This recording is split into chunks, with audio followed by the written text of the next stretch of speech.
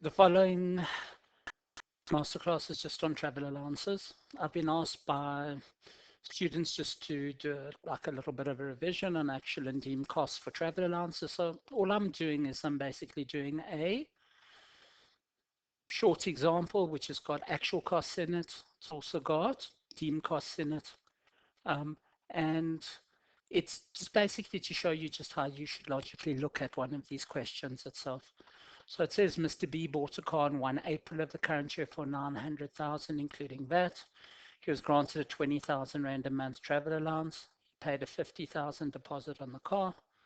Car was financed over a 60-month period with an 850,000 loan being taken out with Westbank. 62,000 interest was paid on the loan in the current year. He's kept an accurate record of both kilometers traveled and the costs incurred. Logbook indicated 26,000 kilometers were traveled during the year, of which 18,000 were business. Costs incurred, total fuel cost, maintenance, insurance, speeding. Please understand there's depreciation as well. Okay. And that's because we paid 900,000 for the car. And there's also interest that's been provided. There's the 62,000 interest. Here's the 900,000 Rand that you bought the car from. So just remember, whenever you've got actual costs, always remember to include the depreciation and the interest, because normally they're not given to you. It says during the year, he was also reimbursed for 2,500 kilometers traveled at 4 Rand per kilometer. Now, I know a lot of people seem to think that if you get less than 4 Rand 84, it's all, you can claim it and it's going to be tax free. Guys, when you get an allowance plus a reimbursive, that shortened form where you claim 484, you cannot use it. And your allowance plus your reimbursive are all going to be part of your travel allowance. That's if you get both. You can only use that 484 kilometer and use the shortened version if you only get a reimbursive allowance. If you get an allowance and a reimbursive allowance, you cannot use the shortened form. And it says calculate the amount of the travel allowance that will be included in taxable income. Assume a 365-day tax year. So let's unpack that. So the first thing I just want to refer you to is here's the tax table that you've actually got. And I just need you to see that it finishes on 800,000. Okay.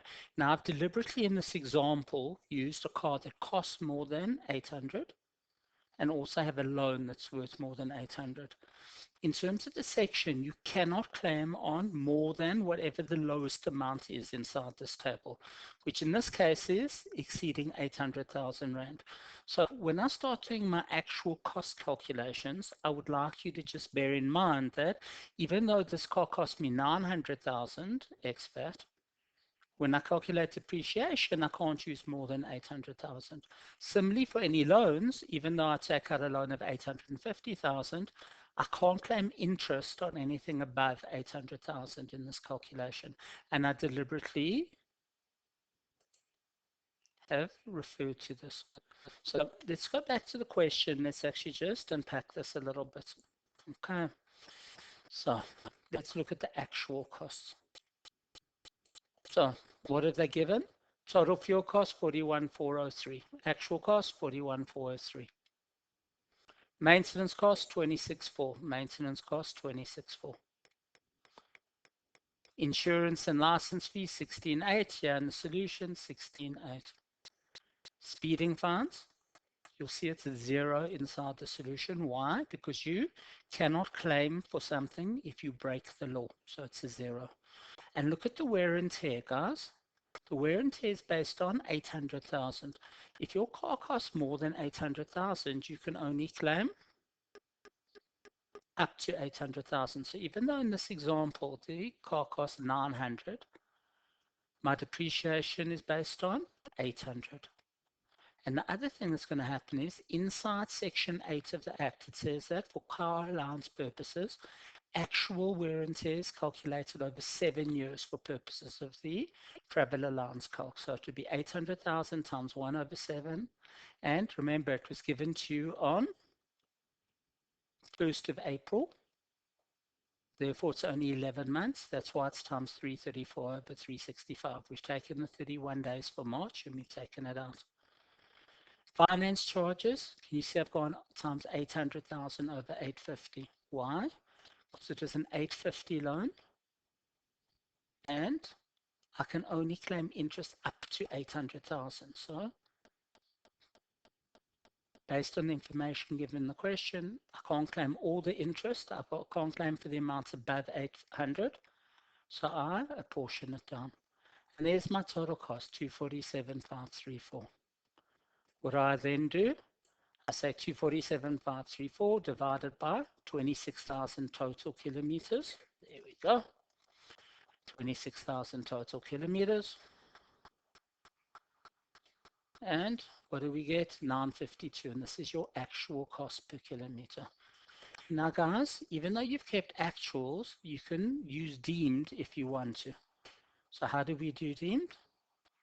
The fuel and the maintenance are easy, 251.2, 118.9.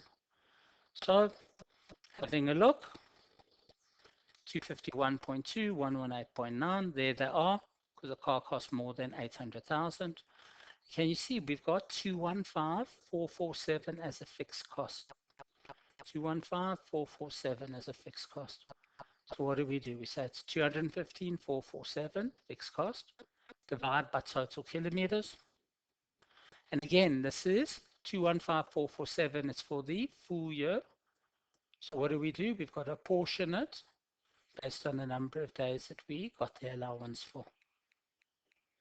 What's going to end up happening? 1128.4. There's your deemed cost. Now, guys, what would you prefer to do? Claim more of a deduction or less of a reduction? You'd prefer to claim more. So what you're now going to do is you're going to choose the greater of 952 and 1128. What are we going to choose?